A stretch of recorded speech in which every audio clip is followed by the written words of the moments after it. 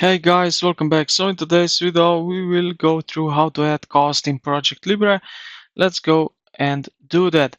So in this Gantt chart view, right click on any column header right here. As you can see, name, duration, predecessor.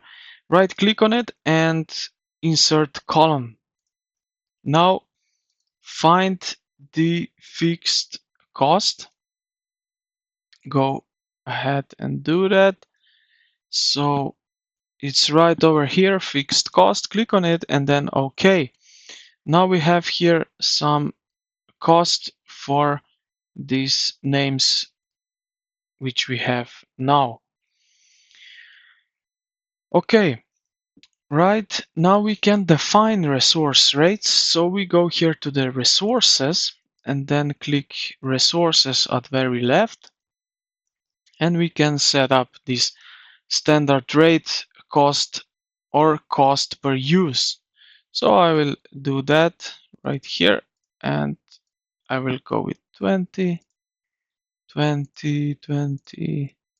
So I'll put everything as a 20 like that. Really cool.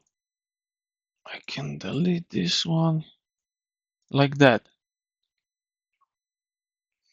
Now I will go back to Gantt chart. So task.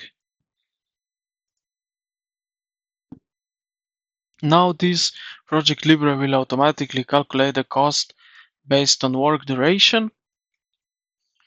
And when you are happy with everything, just go here to view and then click to